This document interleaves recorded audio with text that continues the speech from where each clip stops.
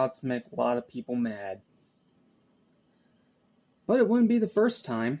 So I guess all I can do is hydrate and just brace for the backlash I'm going to get for this. This is not a great movie. There, I said it. But there is a bit more to be said about it, and if you haven't already left yet, well, thank you. Why do I think this is not a great movie, and nor do I think it's one of the greatest movies ever made? Well, let me tell you all about it. What's up? What's happening is going to be going back to Animation Station. Welcome to the start of our next franchise marathon here on Animation Station of a live-action franchise. Yeah, I know. It sounds like an oxymoron, but trust me, there's a reason for this. And like I said in the intro, I'm probably about to make a lot of people very mad because this is considered a hot take. So, let's talk about the original 1984 Ghostbusters. I have heard this one built up as one of the greatest movies ever made for years by people that I personally do admire for many different reasons, like Chris Stuckman, James Rolfe, Cody Leach, Sean Chandler. Like, everywhere I look, there's just endless praise for this film. But I'm gonna be honest, I just don't get it.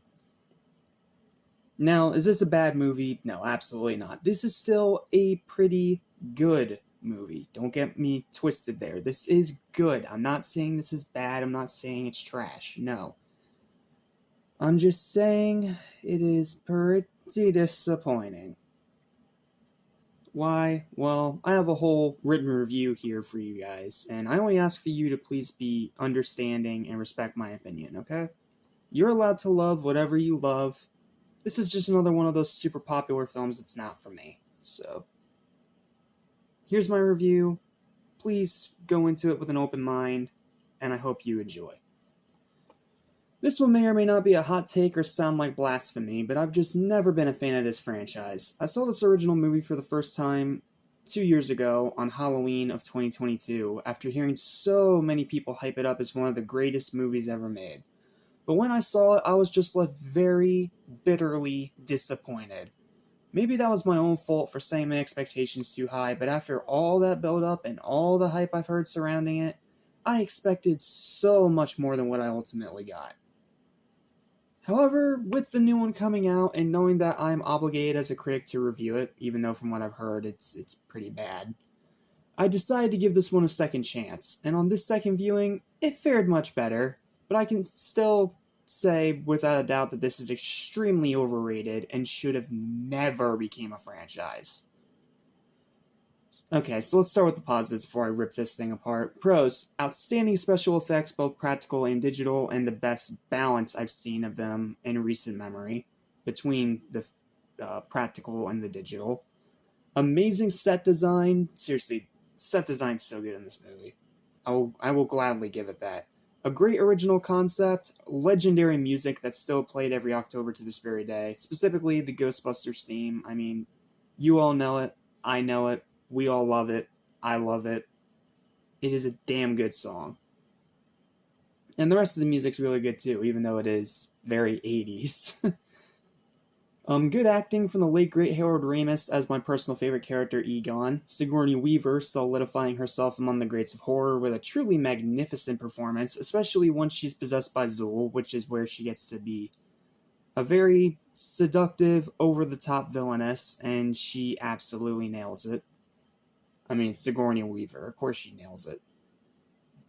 Cool creature designs, like, I will absolutely give this movie this. They went all in with the designs of all these different ghosts and creatures. I especially remember the decrepit taxi driver. That is some gruesome but awesome PG horror. Some pretty funny lines that are quite memorable. You know, the whole, like, dogs and cats living together mass hysteria, or the speech that, Rey gives to Gozer on the staircase. Like, there are plenty of funny parts in this movie. I will gladly give it that. A fantastic second half, great directing, ambitious cinematography, especially for the time period, and excellent costume design. My mixed aspect of the movie is the main villain of the film itself, Gozer. They have a great design and a damn cool voice, but severely lacks any actual character outside of just being evil for the sake of the plot. So, because of that, he's mixed for me. He has no character. Sorry, not he, they. They have a cool design and a cool voice, but they have no character. So, yeah, and I'm saying they because I think this is technically a villain that's both genders. So, please excuse me if I'm actually mispronouncing that, okay? Now let's get to the cons, because I have a lot of gripes with this movie. Most of the other characters are very, very boring. Like, I did not care about any of the other characters. I cared about Egon, and I cared about, Dana. That's her name, Dana. I cared about Dana and Egon. That's it. Winston was boring. Dan Aykroyd's character, I'm already forgetting his name, I'm sorry, Rey. Rey was fine, but he was just pretty much there to be comedic relief. But there is one that especially got under my skin, and the one that I'm going to list as its own separate con. The character of Peter Venkman.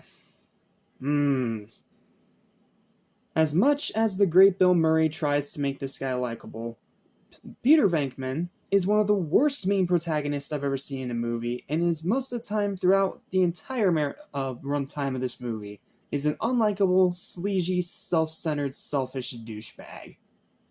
Like, I did not want this guy to win. Like, most of the time when I was watching this movie, I was just like, somebody punch this asshole, please. Like, he's an asshole, he's sleazy, and I didn't like him. I didn't like him, and I don't get why he is the leader of this team. Like, makes no sense. To me, it makes absolutely no sense.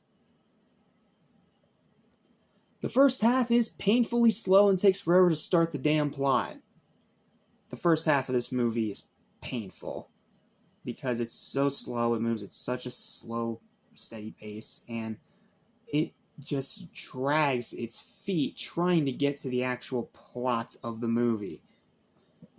I mean, cool. We get to see the origin of the Ghostbusters and how they form and how they, do their thing. But outside of that, the writing in this first half was very, very bad. It was very cliche dialogue, and most of the characters spoke in a very bland monotone. Like, how am I supposed to get invested in that? Which is probably why I was so very disappointed when I first saw it 2 years ago, because that first half... first half is painful. Like, no other word for it, it is painful. The writing is wildly all over the place, and at times downright bad. The final battle, while very cool, is way too short. The second act is a cluttered mess trying to balance way too many plot points all at once. The rest of the acting is mediocre at best and agitating at worst. The runtime is a half hour too long. The main human antagonist is just a generic asshole with no character whatsoever. And rewatchability is middling. Like, it has some rewatchability because of all the good stuff I listed, but the problems are still problems. Overall, it is definitely better than I remember on the second viewing, but it is still full of so many issues that do damage the experience exponentially, and it is nowhere near as great as everyone has been saying it is. At least in my personal opinion. This is a solid film that shows a lot of potential and has great effects and some really good characters here and there, but is marred by a lot of the fundamentals of filmmaking, writing, acting, dialogue, story, being completely skimmed over in favor of effects and flashiness. In other words, it pulled an Avatar before Avatar even existed.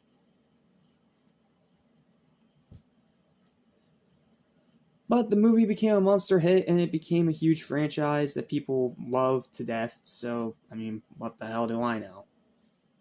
So, that's going to bring me to my final verdict for this movie. I've discussed my many problems, I've discussed its many strengths, and the one mixed aspect. So, what do I think of this movie overall? Like I said, it's not a bad movie. It's just a very disappointing, frustrating, and confusing movie. And because of that, that means it gets a final verdict of a 6.5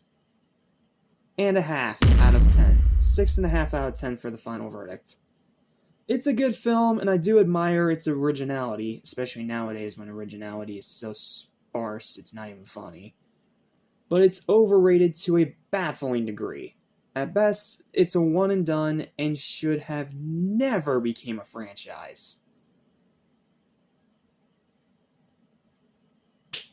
And that's my overall thoughts on it. It's controversial, it's a hot take, it's more than likely unpopular, but this film is just not that good, guys. It's not.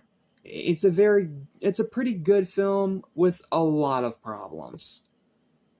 But its strengths do outweigh the issues by a slim margin, and because of that, I can still say it's a good movie. But those saying like it's great, amazing, fantastic, one of the most amazing, greatest films ever made, I'm sorry, I don't see it. But hey, it's better than the other movies in this franchise.